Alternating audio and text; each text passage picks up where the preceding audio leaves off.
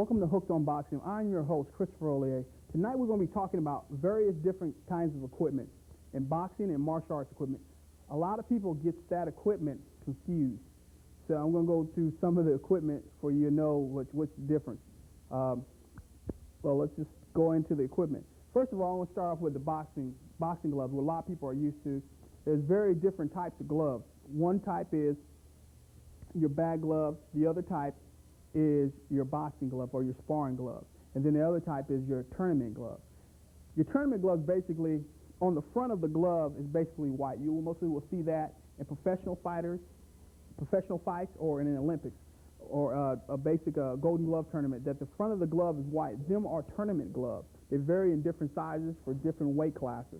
Some gloves are bigger because of the higher the weight class, and some gloves are lighter or smaller because of the lighter weight class. So you'll see those various different types of gloves when you see in boxing matches or when you watch a professional boxing match. Okay, now this right here, what I'm holding in my hand, is a bag glove. You can get confused. It looks like a sparring glove, but it's not. These bag gloves have changed over the years. They got more padding because fighters are basically hitting just as hard as and they did in the 50s, but but now that the quality of leather and stuff like that, the gloves have gotten better, and they want more padding and protection for your hand because the constant pounding from hitting the heavy bag is really hard on your hands, and that's why gloves have more padding than now. Sometimes you see the smaller gloves, which are thinner, which you could buy at any sporting goods store, which are leather, but they're more flat, thin leather. That's why you wear hand wraps with them. But they're mostly for guys who train once in a while, not all the time. And they could be used various for your speed bag and your heavy bag. So when you get to a package of a speed bag, you buy a speed bag, you'll get those smaller gloves with it. Or sometimes you'll see advertising from different sporting goods stores. You get a jump rope and a heavy bag, and not heavy bag, but a bag glove and a small speed bag. And little gloves come with it. Now, them gloves are basically used for casual use, not for serious training, because after a time, when your hands start sweating in the glove, you'll rip your skin because your skin will get soft. So be wary of that when you get in those gloves. Okay. Now, these, like I said, going back to these gloves, the newer kind of glove equipment is Velcro for easy on and off for the equipment, and the padding is more thicker for the hand because of the constant jarring. Or you don't always have to have hand wraps when you wearing bag gloves. Now, to show you how close bag gloves are to regular boxing gloves, very close, very close. But if you see, the bag glove is smaller, and this is the sparring glove that we spar in.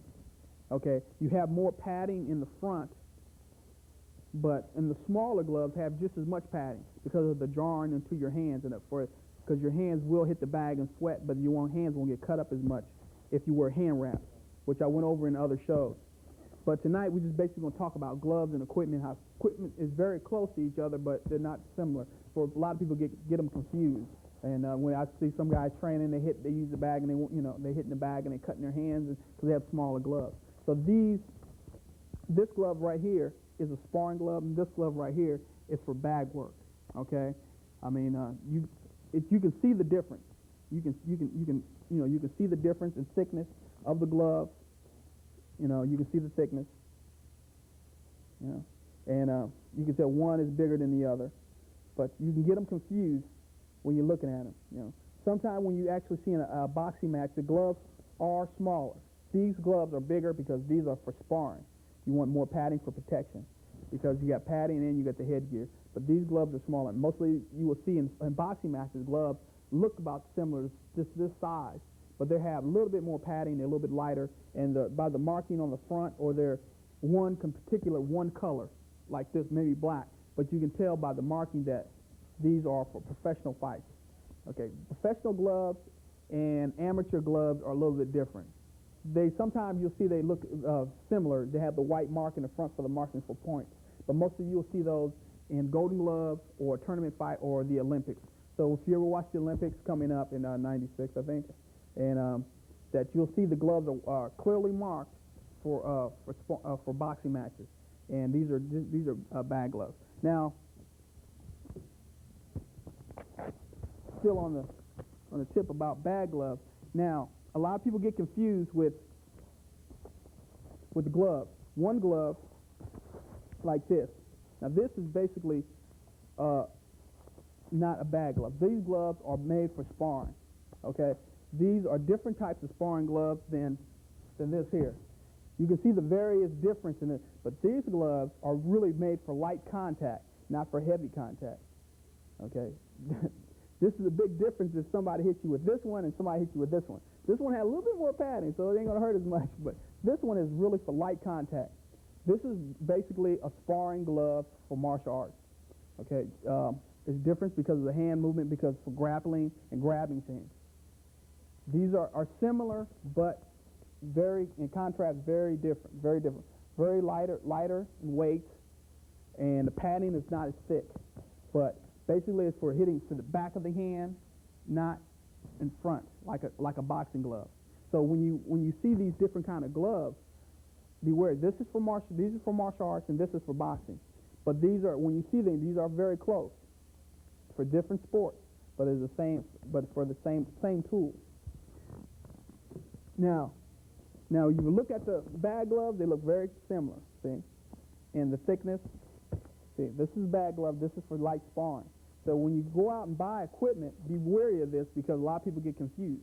They think, well, I can use this equipment the same as I can use this equipment. No, these are totally two different things. Even though this has just as much padding as this is specifically made for this sport. If you vary off of that, you will find out in time that these are not, you can't clock a guy with this. You can really hurt him because your fingers are free, you can hurt yourself. These are for light sparring, not for full, all-out contact. A lot of guys get that confused, and they get hurt, okay? So be wary of that when you're going out, if you are buying equipment, if you really don't know the difference. If you don't know the difference, do like my daddy always said. If you don't know, go to the library, get a book and read, and you'll find out the information you need, and you'll come back and you'll realize, go out and find that information. You got a lot of magazines out there that explain the right and proper equipment.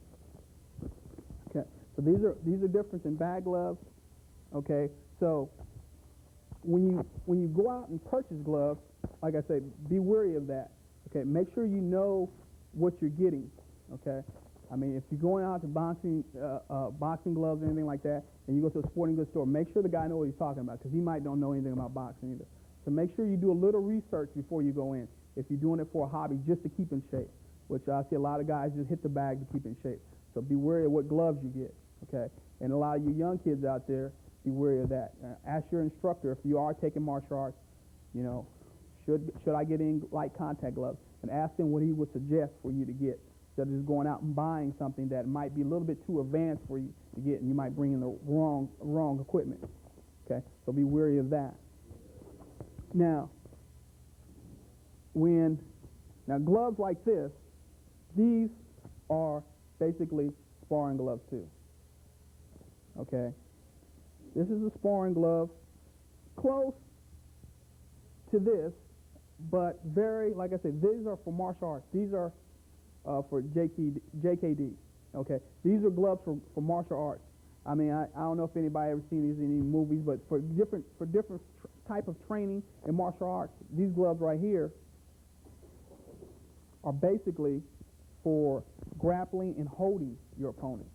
Okay, not only punching him, but grappling and holding too. Okay, so when you see this type of equipment, be wary of that. So these are for grappling your opponent, flipping him. If you are in any other martial arts, flipping art or something like that, or locking or grappling art, be wary of what equipment you get. Make sure you get the proper equipment. So when you get this, like I said, you'll see these in magazines and stuff like. Do your research before you get your equipment. Make sure you always have the proper equipment for the proper sport.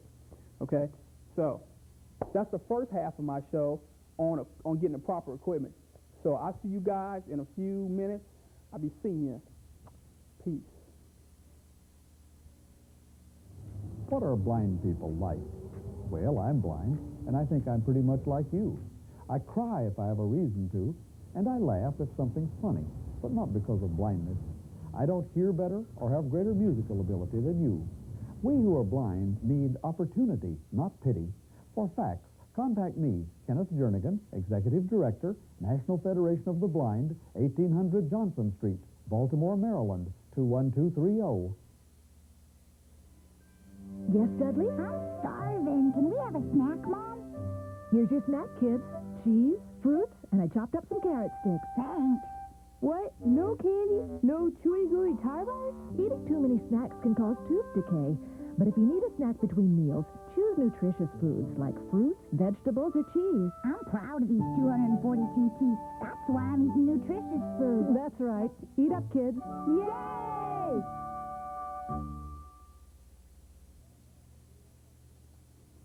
Welcome to the second half of Hooked on Boxing. I'm your host, Christopher Ollier. In the second half, we're going to talk about headgear and ropes and stuff like that. In the first half of the show, I was talking about different variants of bags, bag gloves and sparring gloves. And so, like I said, be wary of that when you go out and buy something or order something. Make sure you know what you're getting before you go out and purchase it. Because if you get something that you don't want, you're kind of like stuck with it, and then you're trying to find somebody else to get it from you. So now on this second half, we're going to be talking about headgears, how headgears vary from different sports. Now, for like this one, I showed in my previous show. This is a headgear for sparring, really for a lot of protection in front of the face, right here. Okay. This one is various for protecting your face. I'll put it on for you real quick here. It's almost like a football helmet. Ugh. Okay, so from the contact to the face, this protects you. You can see your opponent. It gives you plenty of room to see, plenty for head movement and for breathing properly. For this headgear is for sparring, which is a good for sparring and different like that. Some of them use it for martial arts, which is fine, but this gives you a lot of protection. So if you want looking for headgear, look for something like this. Now, headgears come in different varieties. One comes like this, not with a larger bar, but this one is basically for to protect the chin, not only the face and the chin. So when you're going out and when you see headgear, be wary of what you're getting, what you're looking for in protection. Some headgear, like I say, for boxing or in sparring in martial arts or anything like that, or if you're taking Thai or anything like that, be wary of what kind of equipment you get. And like I say, it's very important on getting the proper headgear because, a real good shot can really hurt you if you have. So that's why you got to be wary of. Now, this is for heavy contact, okay, not for light contact. So be wary of that. If this is for heavy contact. Now, a headgear for light contact will basically look like this. You can see a big difference in the variance in headgear from this to this. Okay, this is for light contact. This is for heavy contact. Okay, so a lot of you young kids out there, be wary. Like I say, talk to your sensei, or make sure you do a little research on what you're getting. And your parents out there, make sure you be wary of what kind of equipment your kids are getting. But talk to your instructor or your boxing coach. He'll tell you what the proper equipment, or most likely he would have the proper equipment for you. So when you getting headgear, like I said, this one is basically for light contact. Nothing major. Not for really heavy, hard punches, but for light contact. They same, like I say, for these gloves. You can see how light they are. The equipment is very light. It's not for because martial arts is a very tedious sport, and you can really, get hurt. So I know they take every precaution in safety.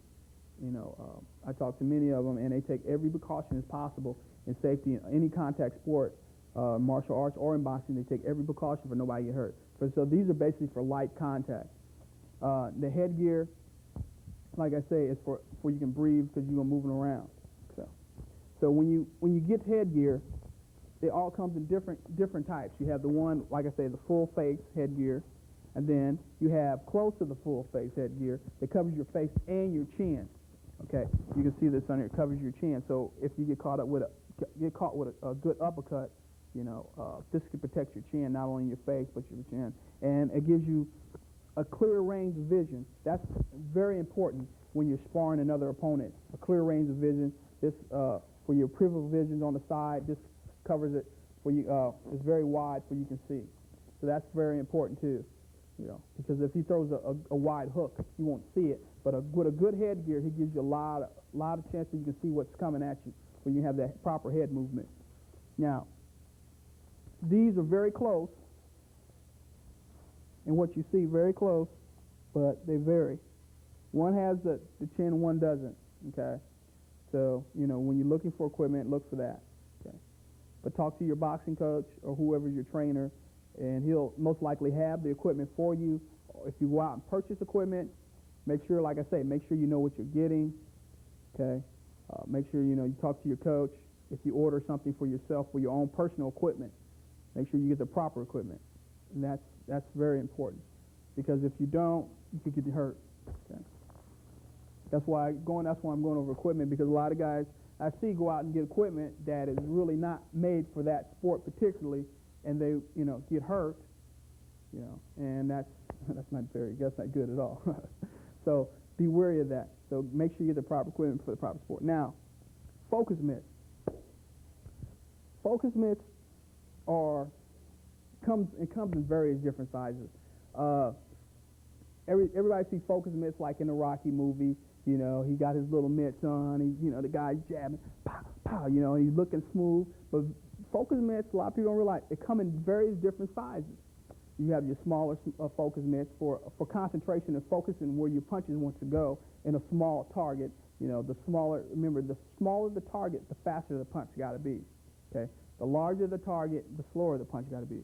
So if you have a big target to hit, it's really for working on power, not speed. Okay, and some mats used for for this one, this is a focus mitt, a different kind of focus mitt. Now, in martial arts, you call it something different. It's for kicking, but it's still a focus mitt.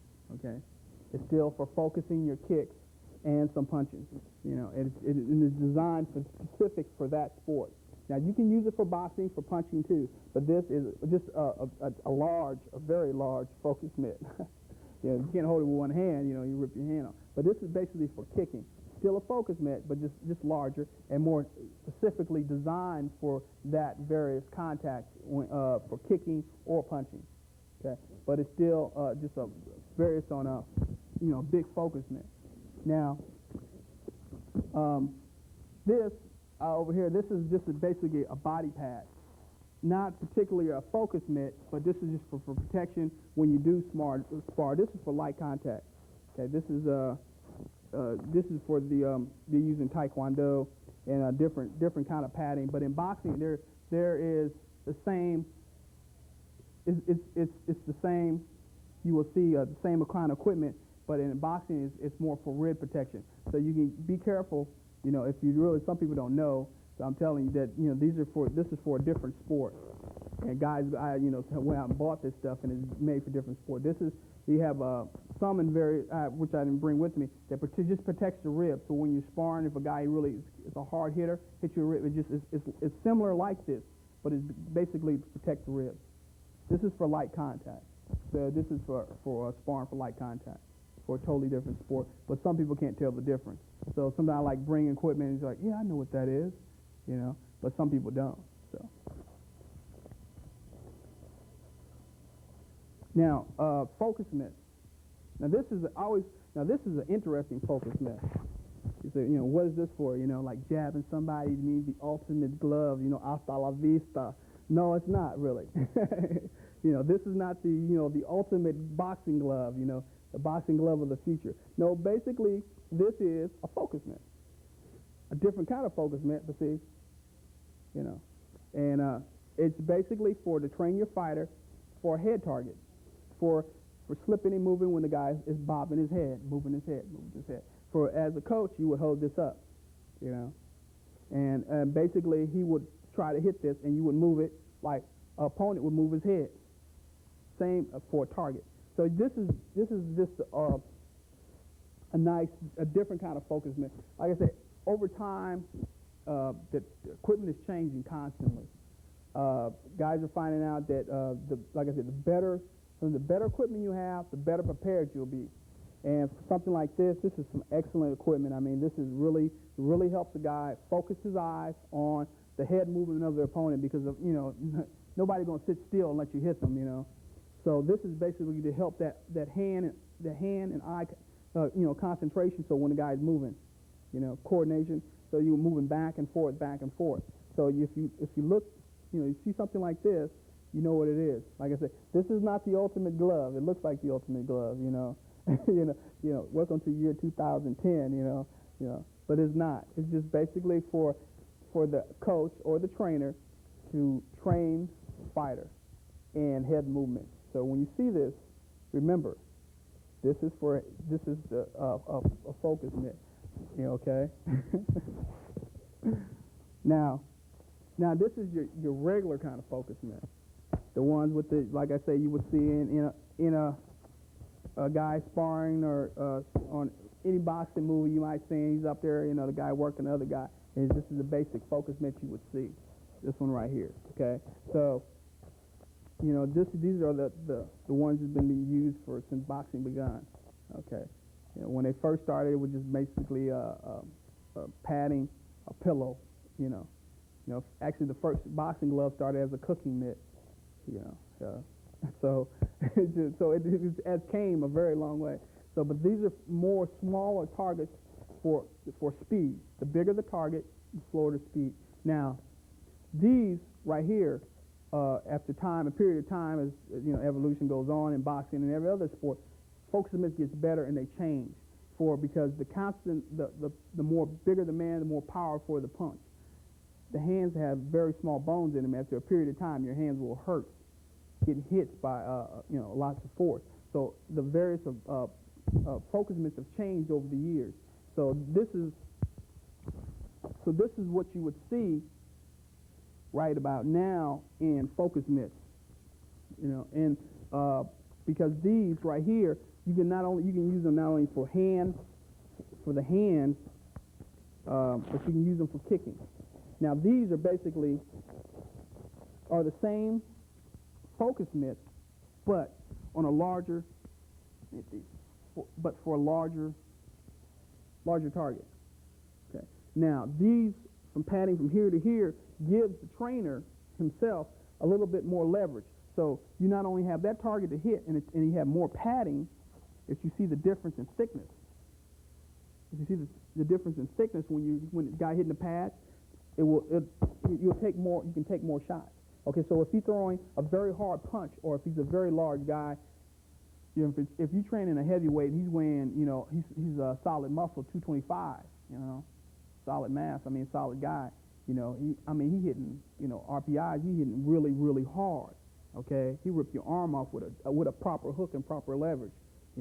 So you got to be wary. So these are basically made for taking large shots, but not from taking a shot away from your hands because of the smaller bones in your hands, but limited to from here to here. Okay, your target range is from here to here. Okay, for your forearm, so you can take so when someone lays into a punch, your body can take the shock better, and there's less stress on your hands. So you got to be wary of that when you get in a focus mitt. Like I said, in martial arts and in boxing, okay, when somebody's kicking, I don't really think I really want to be holding this for his focus mitt. I mean, he might be the greatest kicker in the world and be accurate, but the power and the thrust of his legs alone can really ruin your hands. Okay, so if you're a coach, be wary of that. If you start coaching, recently get into boxing, or if your son is into martial arts or anything like that, be wary of the pads you get for him to work with. I have seen some guys work with smaller mitts like this, but after a period of time, after that fifth or sixth kick to the hand, hitting your forearm is bruised from that snapping kick. You want something with a little bit more padding, really covers your arm, you get a little bit more extension, where you can actually take the shot and let it go. A lot of guys let the punch hit the focus mitt and let it go, but it's good riding it. But if you want to get something, get the proper equipment with a lot of padding, because you can't. he can hurt himself, and you can hurt yourself after a period of time, after that constant pounding on your hands and on your forearms. Trust me from experience, your arms get black and blue if a guy throws a hook and he misses your hand. Okay, so be wary of that. So make sure when you're getting get the proper focus mitts. Okay, so we go on focus mitts. So, like I say, focus mitts have came a long way. They really have evolved from the little pads to these.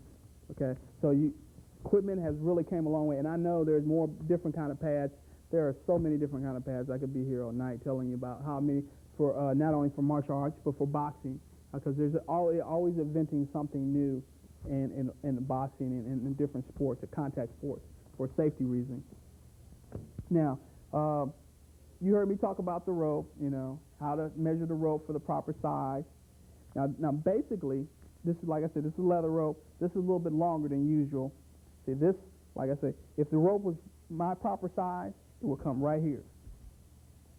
But if you watch my other shows, which I know you have, the rope is in proper size because it comes to my chin. It's actually built for a taller man. Okay, the guy would be about six foot tall. He'd be a little bit taller than me.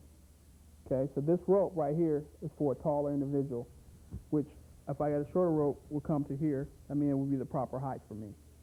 Okay, so but this rope right here, like I said, is built for speed and footwork. That's what basically a jumping rope is. The best rope I feel for me personally is a leather rope. A leather rope is a good rope because you can move around, and it gives you a lot of speed and a lot of footwork, build up that hand and eye coordination. Okay, that really builds up the hand and eye coordination and the foot coordination. Okay, for moving around. It helps the guy, instead of being flat-footed, really move around, be on his toes. Okay, now this is just a basic rope. There's different kind of various ropes. There's lighter ropes. There's ropes with beads. There's ropes made of hard plastic. But I found from going through all those different kind of ropes, these are the best. These are the best because it molds to the person who uses it, how you use it. It molds to you, like a good pair of shoes, Now, if you're looking at this yellow one here, now this is a weight rope. I don't know if I talked about this in my other shows, but this rope is basically a rope for training your upper shoulders, your forearms, your hands. This is a different kind of rope. It really builds up the power in your upper shoulders. A lot of fighters use these, and a lot of people who train for Olympics, like on ski teams and stuff like that. This rope right here is filled with basically like sand. It's a real heavy rope. And what basically it does, it builds up your upper shoulders. I mean, it constantly jumps and builds up your neck muscles, your shoulders, and your legs because you're using a lot of power to torque this. So it builds up the forearm, so it builds up a lot of strength up in the upper shoulders. This rope right here is really good to train with. I mean, these are one of the best ropes to train with. I mean, the light ropes are great. Don't get me wrong, but these ropes, not only it works your breathing, it really makes you breathe hard and stuff like that. So it really builds up a sweat when you're using a rope like this. So if you really want to go